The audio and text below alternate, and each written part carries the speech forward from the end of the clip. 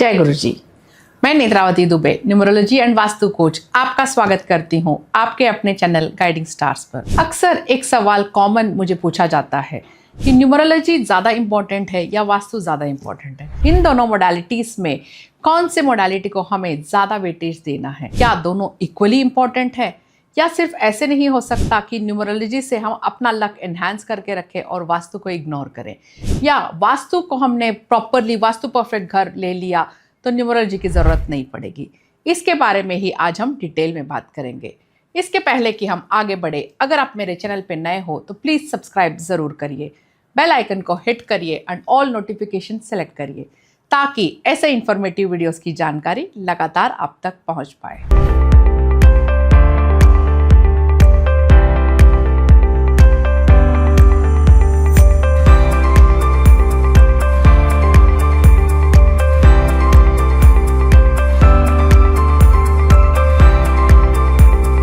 हम आज बात करेंगे वास्तु और न्यूमरोलॉजी, इन दोनों में क्या ये आपस में समंजस है? Do they sync with each other? Do they complement with each other? Yes, मैं कहूँगी कि इसे आप ऐसे समझो कि वास्तु एंड न्यूमरोलॉजी जो है दोनों इंडिविजुअल मोडालिटीज़ है, बट ये एक दूसरों के पूरक है। जैसे न्यूमरोलॉजी क्या है? न्यूमरोलॉजी आपके बर्थ चार्ट पे काम करता है। जैसे हर इंसान का birth chart, date of birth तो फिक्स हो गया, right? So date of birth जो भगवान ने आपको दिया वो तो हम चेंज कर नहीं सकते हैं, बट न्यूमरोलॉजी के माध्यम से हम क्या करते हैं कि आपका जो नेम है उसे अलाइन करते हैं आपके डेट ऑफ बर्थ के साथ, प्लस आपका field of study, field of profession, career आप सेलेक्ट कर सकते हो जो आपके चार्ट के साथ अलाइंड हो। सो ये करने से ही काफ़ी हद तक आपको राहत मिल जाती है एंड सक्सेस मिलता है। That means because 80 to 90% of the struggle comes from the career field. अगर डेटा की बात हम करेंगे तो 80% of the people in the world are into wrong profession. Wrong profession में होने की वजह से हो सकता है अगर इंसान मेहनती हो तो कमाई तो आ रही है, अर्निंग है, बट जॉब सेटिस्फैक्शन नहीं है या वर्क लाइफ बैलेंस नहीं है।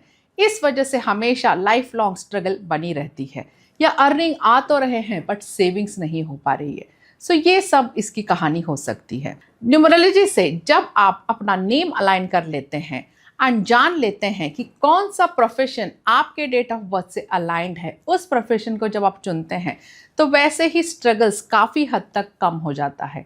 इसे आप ऐसे समझो कि अगर एक मछली है और मछली का स्पीड आपको देखना है तो उसे पानी में तैरने छोड़ना पड़ेगा। अगर आप एक मछली को कहते हो कि पेड़ पे चढ़ो तो टोटल फेलियर हो जाएगा, राइट?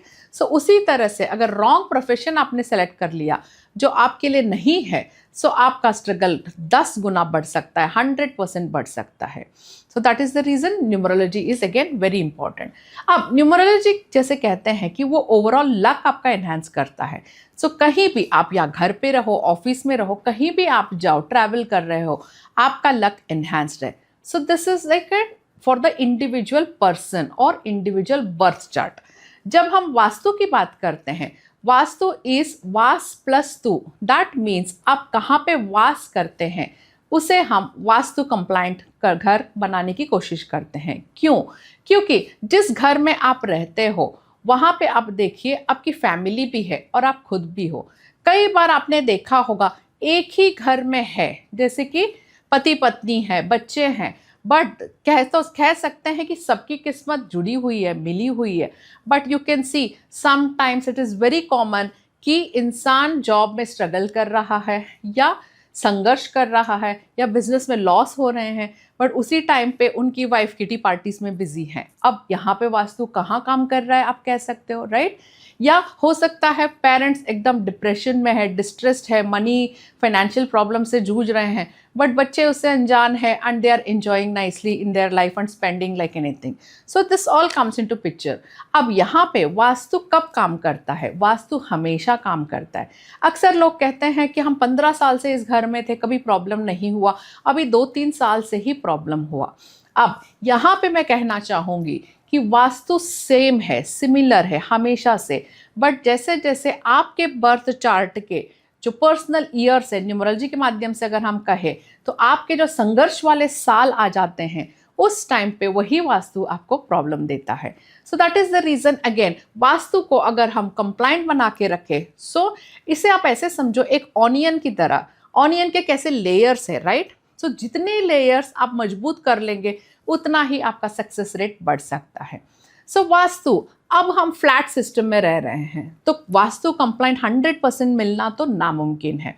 बट अगर मैं कहूँ कि ओवरऑल अगर मैं आपको एक गाइडेंस देना चाहूँगी कि कभी भी घर लेते वक्त आप 3 चीज़ों का ध्यान ज़रूर रखिएगा। अक्सर जब घर चूज़ करते हैं तो लोग क्या कहते हैं, फेसिंग हमने देख लिया, और फेसिंग भी वो कैसे चेक करते हैं, डोर के एंट्री पे खड़े रह के चेक करते हैं, which is a wrong way to do it. कभी भी फेसिंग भी आपको चेक करना है तो आपको घर या ऑफिस के सेंटर पे खड़े रहना है and face towards the main door. फिर आप चेक करिए कि कौन सा डायरेक्शन या कौन सा दिशा वो डोर पड़ रहा है। That is the actual facing of your house. So लोग सोचते हैं कि मैंने ईस्ट वेस्ट फेसिंग घर ले लिया या नॉर्थ फेसिंग घर ले लिया तो बहुत ही अच्छा है। No, it is not like that. आपको बहुत सारे फैक्टर्स कंसिडर करने हैं, बट मोटे तौर पे 3 फैक्टर्स अगर आप कंसिडर करते हैं तो काफ़ी हद तक आप प्रॉब्लम से बच सकते हैं। तो कौन से ये 3 फैक्टर्स है वास्तु में? You should see 3 directions, north east direction. First, north east direction जो होता है ईशान कोण हम कहते हैं। अब ये डायरेक्शन जो है इसका जो प्रभाव पड़ता है आपके घर के हर एक मेंबर पे इसका प्रभाव पड़ता है।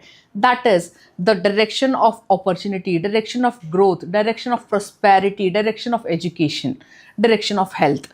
सो सोचिए ये डायरेक्शन इतना इंपॉर्टेंट है। अगर गलती से भी इस डायरेक्शन पे टॉयलेट है या इस डायरेक्शन पे कट है, डिडक्शन है, या इस डायरेक्शन पे स्टेयरकेसेस आ गए हैं, या इस डायरेक्शन पे कोई क्लटर है, सो ये वास्तु दोष क्रिएट करेगा। और सबसे बड़ी बात, यहाँ अगर नॉर्थ ईस्ट डायरेक्शन में कोई भी वास्तु प्रॉब्लम है तो इसका कोई भी रेमेडी नहीं है। टेम्पररीली बहुत सारे लोग नॉर्थ ईस्ट की भी रेमेडी करके खुश हो जाते हैं कि नहीं हमने तो रेमेडी कर लिया है, but actually speaking there is no remedy for north east defects. अब नॉर्थ ईस्ट तो आपने देख लिया कि ठीक है आपके घर का। कोशिश करिए ज़्यादातर जो एयर और एनर्जी आपके घर में एंटर हो रही है, दैट इज़ हवा और लाइट, नॉर्थ से या नॉर्थ ईस्ट से या ईस्ट से एंटर होती है, ये डायरेक्शंस जो है प्योर डायरेक्शंस कहते हैं। सो अगर यहाँ से एनर्जी आ रही है आपके घर में तो ये पॉजिटिविटी लेके आएगी। नेक्स्ट इंपॉर्टेंट चीज़ है सेंटर। सेंटर को हम कहते हैं ब्रह्मस्थान। इसे आप ऐसे समझो जैसे कि आपकी बॉडी है और आपका बॉडी का जो सेंटर है आपका नेवल होता है, राइट। सो यहाँ पे अगर किसी ने बहुत बड़ा वेट रख दिया आपके ऊपर तो आप कितना अनकंफर्टेबल फील करेंगे, स्टमक के ऊपर weight, right. So similar way घर के ऊर्जा स्थान जो होता है ब्रह्मस्थान होता है। सो ब्रह्मस्थान में अगर कोई भी वेट है, एक्सेस वेट रख दिया गया है तो ये क्या करेगा, सारे सेक्टर्स पे असर करेगा, that is health, career, relationship and money. So कोशिश करिए हमेशा आपके घर का सेंटर ब्रह्मस्थान एम्प्टी हो एंड क्लीन एंड टाइडी हो। Then comes south west region. अब साउथ वेस्ट एरिया जो है स्ट्रेंथ एंड स्टेबिलिटी का है। अगर एनर्जी फ्लो की हम बात करते हैं तो एनर्जी जो है फ्लो स्टार्ट होता है नॉर्थ ईस्ट से, सेंटर से होते हुए साउथ वेस्ट में रिटेंशन एक्यूमुलेशन होता है।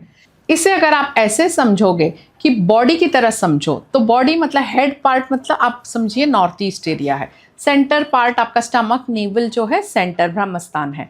देन आपके लेग्स जो है सपोर्ट सिस्टम है, आपके पूरे बॉडी का वेट लेग्स के ऊपर आता है, right. Similar way south west reason जो है रिटेंशन का जोन है। नॉर्थ ईस्ट से पैसा, अपॉर्चुनिटी आप कमा तो पा रहे हैं, बट अगर साउथ वेस्ट में रिटेन नहीं कर पा रहे, दैट मीन्स अगर साउथ वेस्ट में कोई वाटर एलिमेंट है, ओवरहेड टैंक है या सबमिसिव टैंक है, या आपने कोई पेंटिंग लगा रखा है जिसमें वाटरफॉल बना हुआ है, so all this indicates water element. So क्या होगा, पैसा आ तो रहा है बट पानी की तरह बह जा रहा है, सेविंग्स नहीं हो पा रही है, ये सारे इश्यूज आ सकते हैं। सो मोस्टली आप कंसिडर करिएगा कभी भी घर लेना है तो 3 चीज़ें हमेशा याद रखिएगा। I will summarise, north east, centre and south west. इन तीनों का बस आप ध्यान रखिएगा।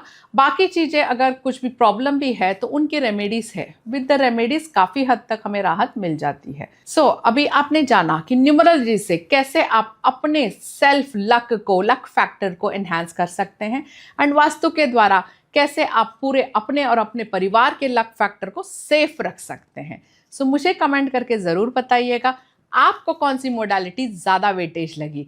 क्या आप न्यूमरोलॉजी को ज़्यादा प्रेफरेंस देंगे या वास्तु को ज़्यादा प्रेफरेंस देंगे? I will wait for your comments. Good luck.